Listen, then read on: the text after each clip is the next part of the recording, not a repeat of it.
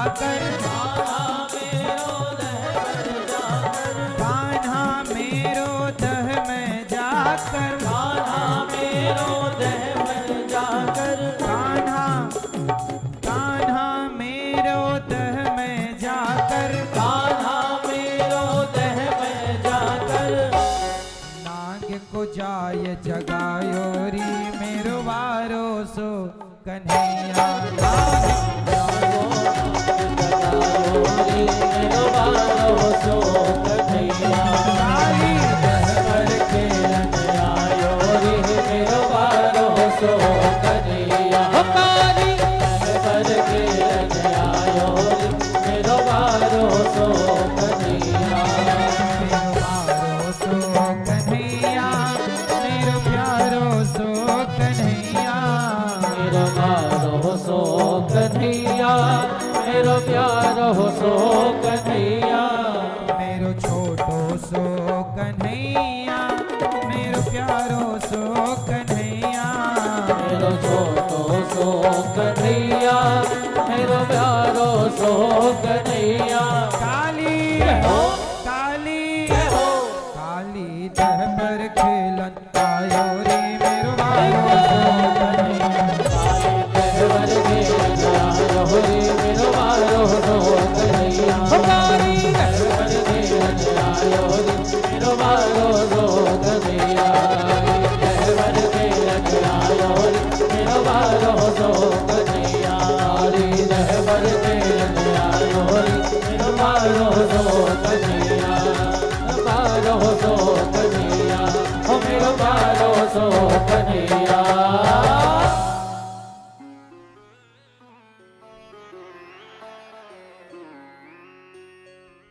रेशम की पट गेंद बनाई,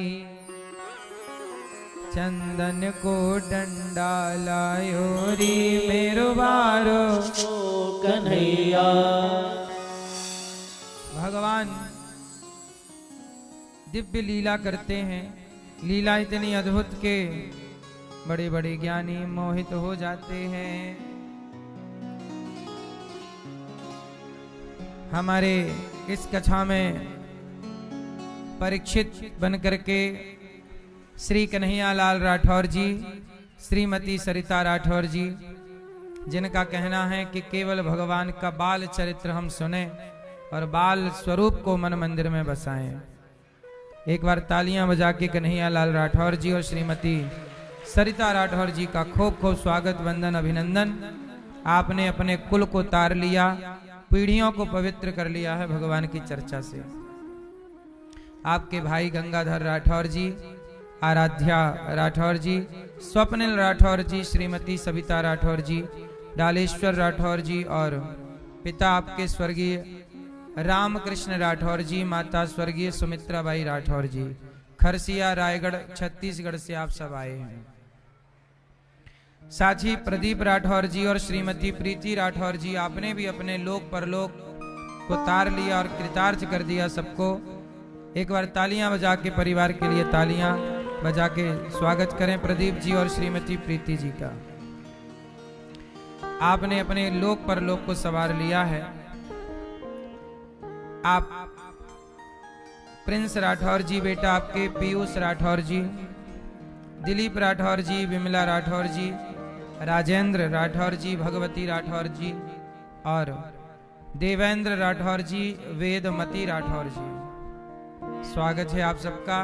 स्वर्गीय बिहारी लाल राठौर जी, स्वर्गीय फूलबाई राठौर जी, दीपिका कोरबा छत्तीसगढ़ से आप आए हैं और दोनों परिवार अपने लोक परलोक को सार्थक कर रहे हैं भगवान की चर्चा से। इनका विशेष आग्रह था कि हम भगवान के बाल चरित्र को विस्तार से सुनना चाहते हैं,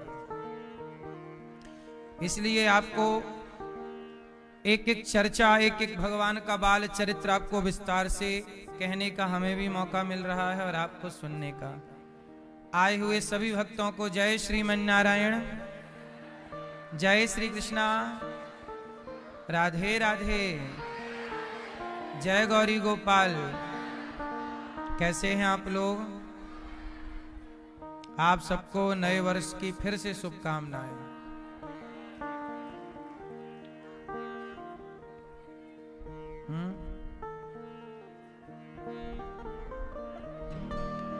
आप सबको छत्तीसगढ़ का एक छेरछेरा प्रोग्राम भी उत्सव ही है, तो उसकी भी बहुत बहुत शुभकामनाएं। छेरछेरा एक त्योहार, एक उत्सव छत्तीसगढ़ में मनाया जाता है और वह त्योहार आज है। तो आपको छेरछेरा त्योहार की बहुत बहुत शुभकामनाएं। छत्तीसगढ़ में धान होती है तो एक दूसरे से धान लेकर और धान देकर के यह त्योहार मनाया जाता है और बहुत भाव से वहां के लोग इस त्योहार को मनाते हैं।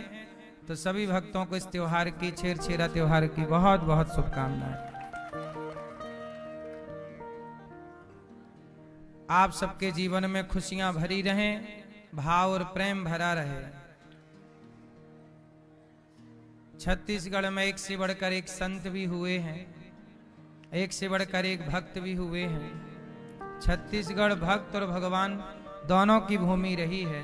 भगवान राम जब वनवास गए तो छत्तीसगढ़ होते हुए ही राम जी वहां गए थे। आज भी राम जी के वहां स्थान है। छत्तीसगढ़ के रास्ते ही राम जी आगे पंचवटी की ओर गए थे, है ना।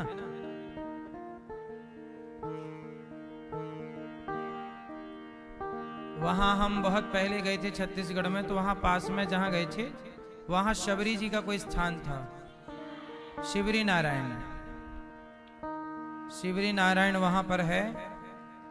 तो ये छत्तीसगढ़ का उल्लेख रामायण में भी है। राम जी के पग पड़े ना, तो वह स्थान आज भी है वहां पर। इस तरह से छत्तीसगढ़ का भी बहुत प्राचीन इतिहास है।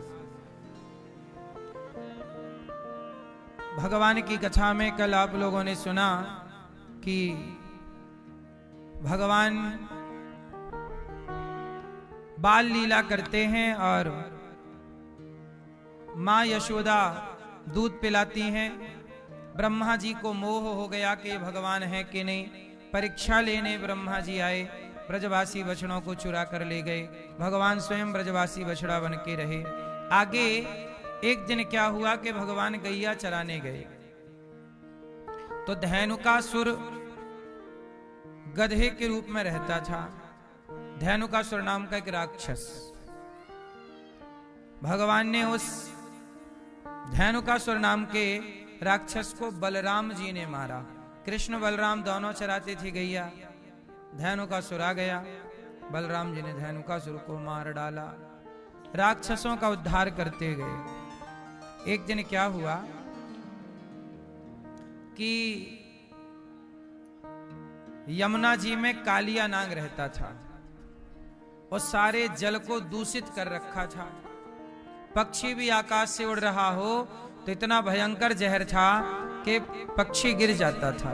गैया धोखे से वहां का पानी पी जाए तो गैया मर जाती थी। इस तरह कालिया नाग का उत्पात था।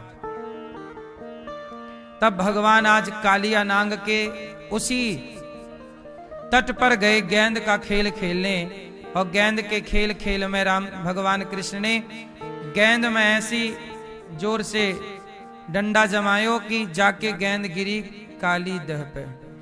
अब भगवान के जितने मनसुखा मित्र थे कहा कि कन्हैया ये तो हमारी बड़ी प्यारी गेंद थी, बहुत मेहनत से बनाई, हमें तो वही गेंद चाहिए। भगवान बोले वो तो काली दह पे गिर गई। बोले लाओ। भगवान बोले ठीक है।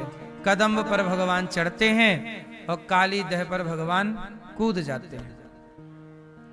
कालिया नाग के 101 फण थे। कितने फण वाला सांप था? बड़ा विशाल था। 101 फण थे, बड़ा विशाल था, मोटा ताजा। उसकी बहुत सारी पत्नियां थीं, सर्पणी। जब भगवान पानी के अंदर गए तो वो कुंड बड़ा गहरा था। जैसे ही भगवान अंदर गए तो सर्पणियों ने देखा कि कोई सुंदर सा बालक आया है। भगवान को देख करके सर्पणियां बोली, नाग की पत्नी बोली, ए बालक तुम बड़े सुंदर हो, तुम यहां से चले जाओ, यहां जहर है, तुम मर जाओगे, और हमारे पति अभी सो रहे हैं, यदि जाग गए तो तुम्हें छोड़ेंगे नहीं। भगवान कृष्ण बोले, तुम्हारे पति को ही तो जगाने आए हैं। नाग की पत्नियां भगवान के दर्शन पे लट्टू हो गईं, नजर हट नहीं रही है, परंतु बार बार वो निवेदन कर रही हैं, बालक तुम चले जाओ वरना मर जाओगे। भगवान बोले, अब जो होगा होगा, अपने पति को जगाओ। कालिया नाग जागा, वो तो घमंड में था कि मैं बलवान, मेरे से बड़ा कौन। अब भगवान को देख के उसको लगा ये मनुष्य यहां कैसे। अब वो तो मनुष्य ही समझे ना, भगवान थोड़ी समझता था। उसने अपनी पूंछ बढ़ाई और आपने देखा होगा बड़ा जो अजगर इत्यादि प्रजाति के सांप होते हैं, ये पकड़ के लपेट लेते हैं, कस के जकड़ लेते हैं किसी को भी, अपने शिकार को। तो भगवान कृष्ण की ओर पूंछ बढ़ाई और भगवान के पूरे शरीर में सांप ने गुड़री मार ली, लपेट लिया और कस के दबाने लग गया सांप। भगवान समझ गए कि अपना दाव पेंच चालू कर दिया। तब भगवान कृष्ण ने अपने शरीर को फुलाना स्टार्ट किया, फुलाए, और जैसे ही भगवान ने अपने शरीर को फुलाया तो कालिया नाग की एक एक नस ढीली पड़ गई और टूटने लगी उसकी नस, उसने छोड़ दिया। और भगवान ने छलांग मारी और कालिया नाग के फण पर चले गए। उसके फणों पर तांडव गति मुंडन पर नाचत गिरधारी, उसके फणों पर भगवान नृत्य करने लग गए, नाचने लग गए। जिस फण को नहीं झुकाए उसी पर एक पाद प्रहार करें, पांव की ठोकर मारें, उसका फण टूट जाए। और जब फण टूटने लगे तो कालिया नाग का अभिमान, अहंकार जाता रहा, चला गया। खून निकल आया उसके शरीर से, वहां का जल लाल हो गया, वो बहुत जहर उगलने लगा, फुसकारने लगा। पर भगवान पर कहां जहर का प्रभाव, ये तो भगवान शेषनाग की सैया पर सोने वाले हैं। कालिया नाग क्या बिगाड़ा, ये तो शेषनाग पर सोते हैं, ये तो शेषनाग पर। वो शेषनाग भगवान के हजारों फण हैं, हजारों फण वाले नाग पर रहने वाले का 100 फण वाला नाग क्या बिगाड़ लेगा।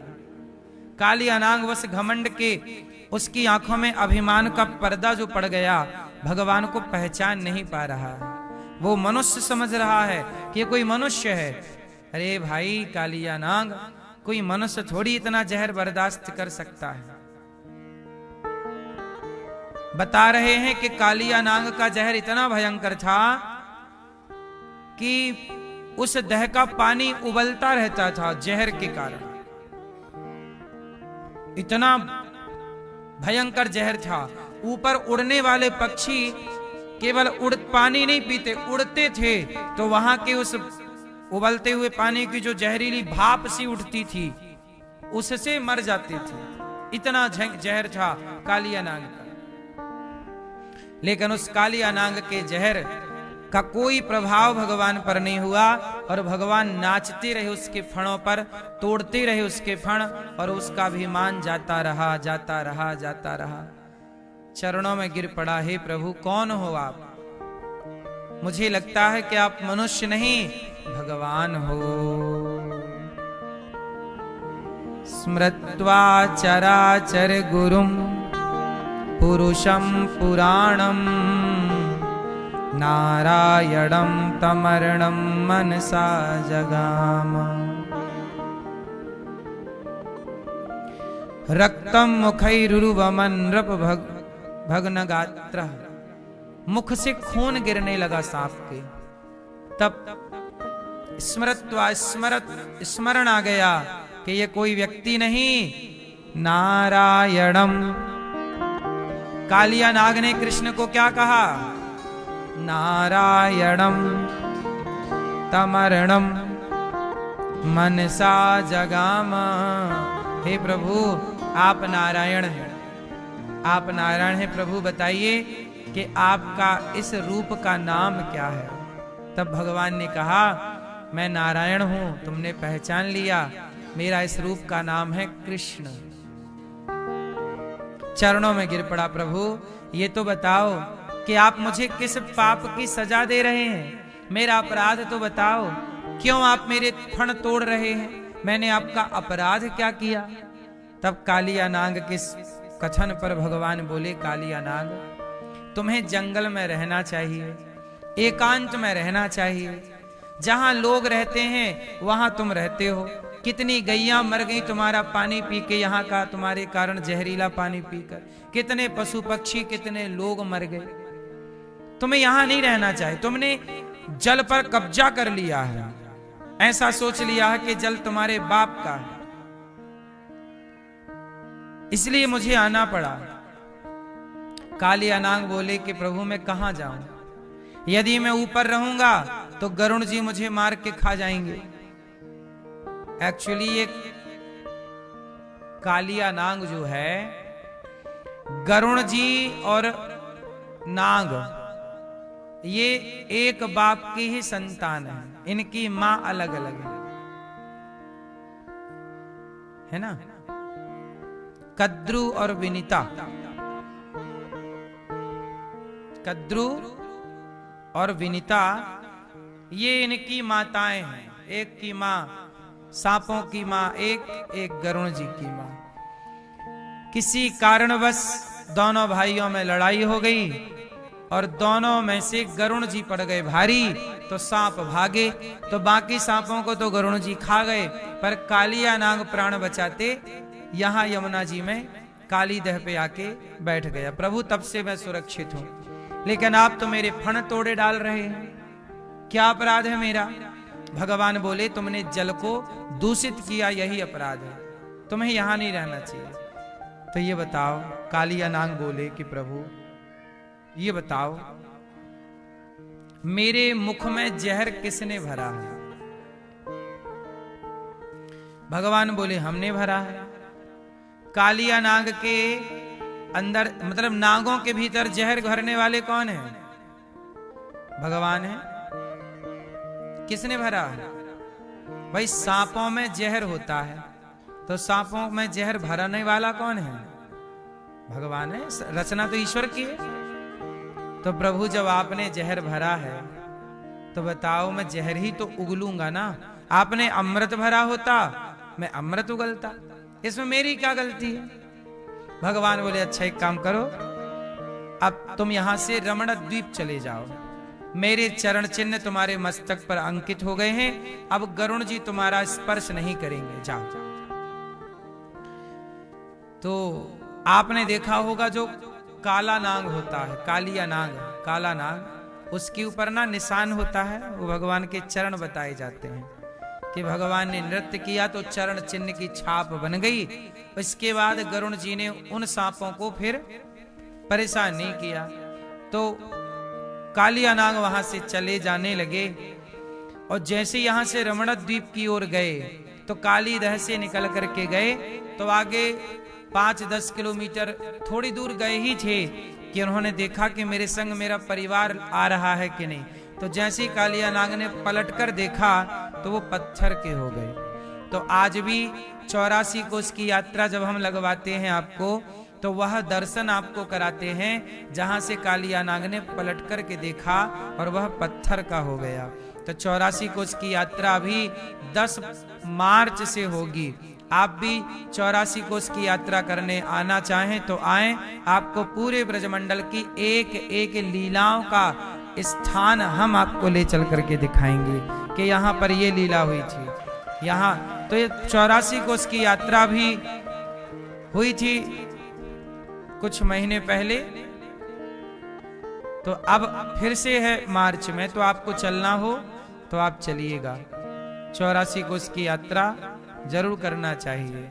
कहते हैं 84 लाख योनियों से मुक्ति चाहिए तो 84 कोस की यात्रा जरूर करना चाहिए। 84 कोस की यात्रा सबसे पहले भगवान कृष्ण ने अपनी माता यशोदा और पिता नंद बाबा को 84 कोस की यात्रा कराई थी। क्यों? क्योंकि मैया यशोदा ने भगवान से कहा था कि यदि मेरे छोरा हुआ तो मैं 4 धाम की यात्रा करूंगी।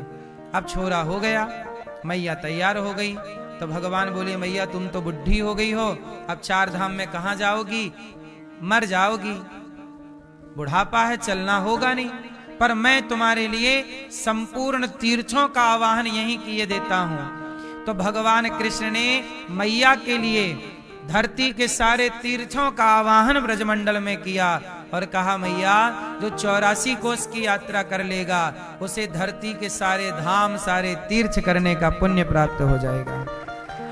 इसलिए 84 कोस की यात्रा 10 मार्च से है, चाहे आप लोग तो कर सकते हैं, नाम लिखा सकते हैं, रजिस्ट्रेशन करा सकते हैं। भगवान ने कालिया नाग पर कृपा की।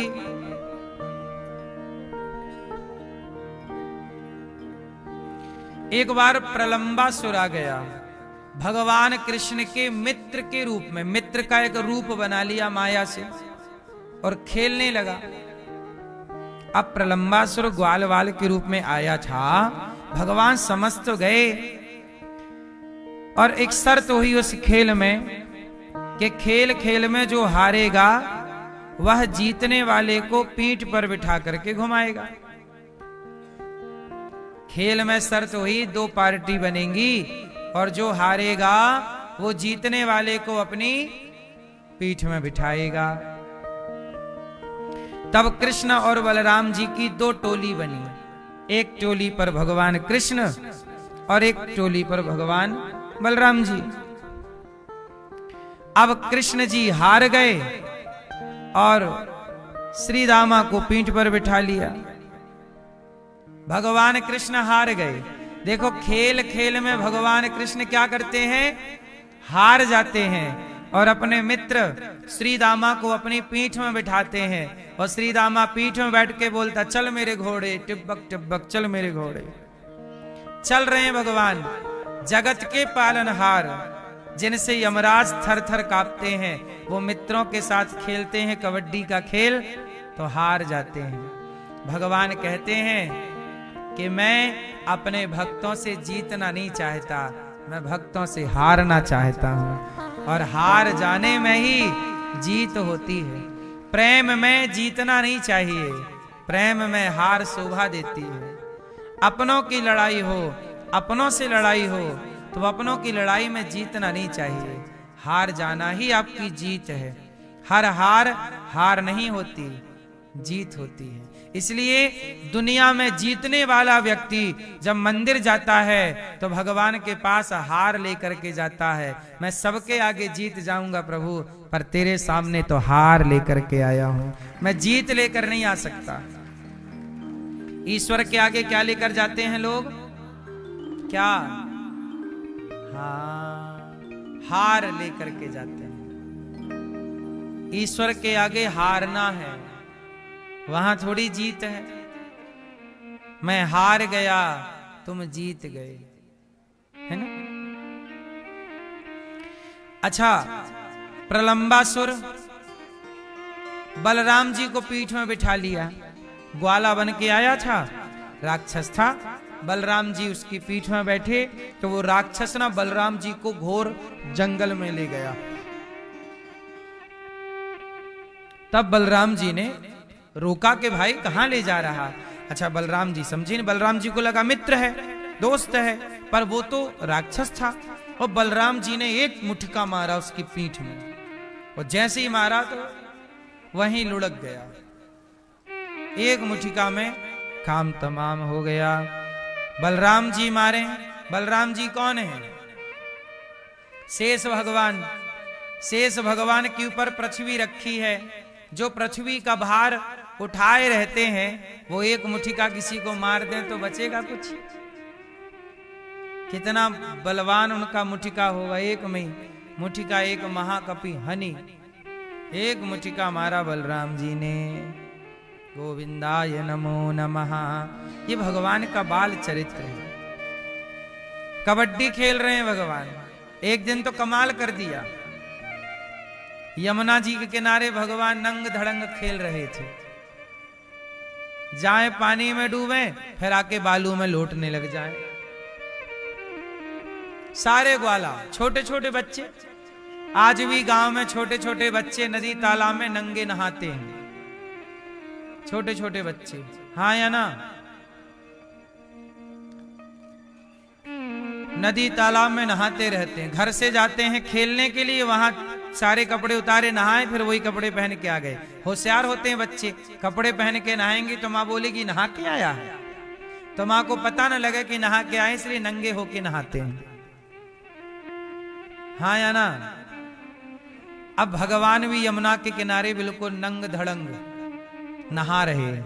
यमुना जी में जाएं, मौसम गर्मी का था हल्का सा, तो यमुना जी में नहाएं और बाहर आके बालू में लौट जाएं। पहले ना जिंदगी मस्त थी, पहले के लोग नहाते थे काहे में, नदियों में, एक एक घंटे लोग पानी में तैरते थे। आज के जमाने में 5 मिनट के अंदर लोग नहा के बाहर आ जाते हैं। अच्छा, पानी नदी में नहाना और घर में टोटी वाले पानी बाल्टी से सावर से नहाना, क्या सही है? क्या सही है? हैं? नदी तालाब में नहाना अच्छा है। क्यों? क्यों? साइंटिफिक कारण बताइए, वैज्ञानिक कारण। जब आप पानी में डूबे रहते हैं गर्दन तक, तो आपके रोम रोम से पसीना निकलता है कि नहीं? जिस रोम छिद्र से पसीना निकलता है, तैरना समझते हैं? गांव में कहते हैं लोरना, जानते हैं? क्या बोलते हैं आपके यहां तैरने को? हैं? उबलना है? डुबकी अलग होती है। डुबकी तो ऐसे हम लोग तालाब में जब खेलते थे तो डुबकी मार के अंदर अंदर हम लोग आगे निकलते थे। यहां डुबकी मारी, पानी के अंदर अंदर वहां निकली, पकड़म पाई खेलते थे। तो डुबकी मारना तो ये हुआ कि पानी में अंदर हो गए, फिर नीचे नीचे जा रहे हैं पानी के अंदर अंदर, उसे डुबकी। बाकी तैरना ही बोलते हैं। क्या बोलते हैं? ठीक है, सुनो, तैरना आता है कि नहीं आप लोगों को? किस किस को तैरना आता है? अब हाथ नीचे करो। किस किस को तैरना नहीं आता? नहीं आता? तैरना जरूर सीखना चाहिए। तैरना, अभी पंजाब में बाढ़ आई थी, लोग घर में सो रहे थे, वो बाढ़ आ गई, घर के अंदर पानी भर गया। जिनको तैरना आता था वो तो चलो किनारे जैसे तैसे लग गए, पर तैरना नहीं आया तो बेमौत मारे गए कि नहीं? हाँ या ना? पानी में डूबने से किसी की मृत्यु नहीं होती। मृत्यु इसलिए होती है कि समय रहते आपने तैरना नहीं सीखा। यदि इतनी सारी डिग्रियां रखना आपकी कला थी, तो तैरना भी तो आपकी कला ही है, तैरना भी तो आपकी योग्यता है। तैरना सबको आना चाहिए। पता नहीं कब कहां आप लोग हर साल सुनते हो कि लोग बारिश में गए थे नदी देखने और वहां डूब गए। भाई, आप लोग नहाते हो नदियों में जाके, और जरा सा पांव की गड़बड़ी हुई, फिसला फिसला पांव, तो डूब जाते हैं लोग। मुझे लगता है पानी में डूब के मरना नहीं चाहिए। इससे बेहतर है तैरना सीख लो। तैरना आएगा तो आप कभी डूब करके नहीं मरेंगे। तैरने वाला इतने जल्दी तो हार नहीं मानेगा ना कि डूबे और मर जाए। भाई, पूरा प्रयास करेगा बचने का, किनारे लगने का। समुद्र के बीच में ही कोई पानी में गिर जाए और तैरते तैरते थक जाए, फिर भी वो प्रयास करता रहेगा। मुझे लगता है कि जीवन में जिंदगी सबसे अनमोल है। अनमोल है कि नहीं, बताओ? इसलिए आप लोगों से मेरी प्रार्थना है कि आपको पार लगना दोनों तरह से सीखना चाहिए। नदी भी पार कर सको, तैरना तो आना चाहिए। इसलिए अपने बच्चों को 1 क्लास कम भले पढ़ाना, तैरना जरूर सिखाना। कल को आपके बच्चे किसी मेरे जानने वाला एक लड़का था, बहुत अच्छा था, सब कुछ बढ़िया था, बेचारा वो गया था रिश्तेदार के यहाँ, उनके यहाँ तालाब था, वो तालाब देखने चला गया। और देखने क्या गया, कुछ पांव फिसल गया, पानी के पास गिर गया, और गिरा तो जरा से मतलब पास में ही डूब गया, इतने पास में, इतना पास था कि कोई हाथ से ऐसे जरा सहारा देता तो निकल जाता, पर वहां कोई था नहीं। और 7-8 फीट पानी था, मतलब उसके केवल 2 फीट नीचे जमीन थी। समझ रहे हो बात? 2 फीट नीचे जमीन थी, लेकिन तैरना नहीं आने से 25-30 साल का लड़का चला गया।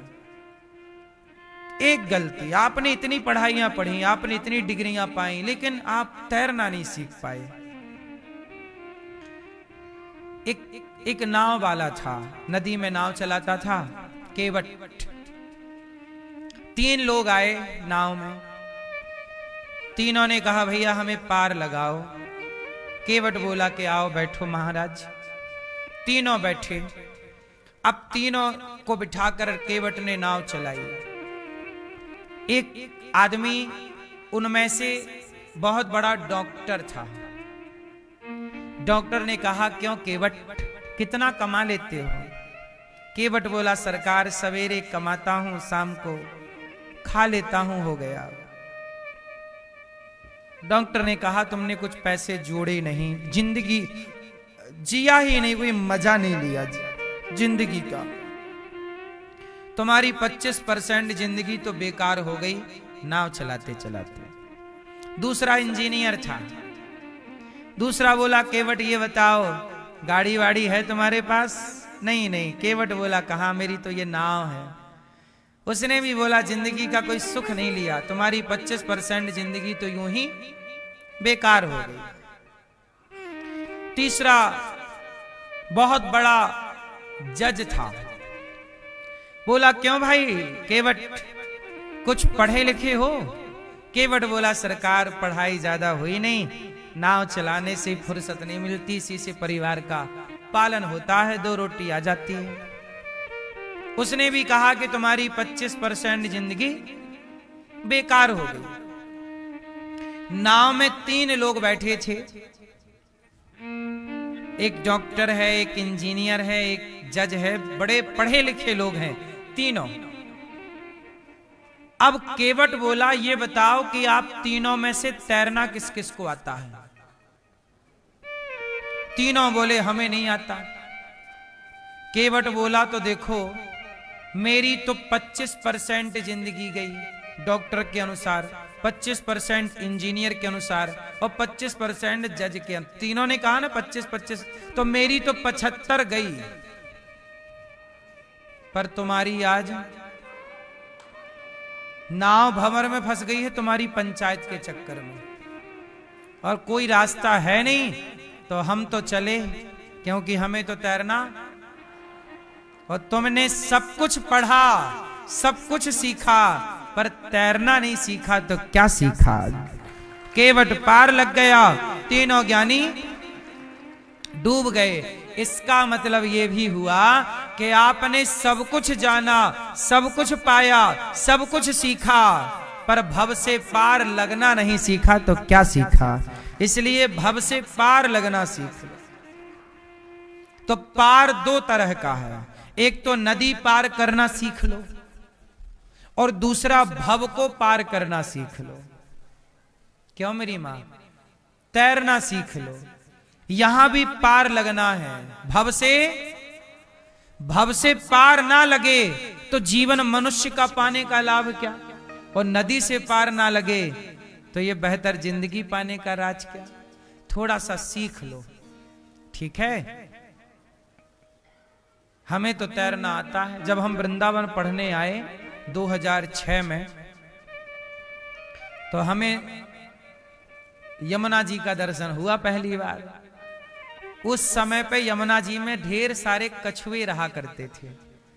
उस समय यमुना जी का जल इतना दूषित नहीं हुआ करता था, वो पाट इतना ही चौड़ा था, बल्कि इससे ज्यादा चौड़ा।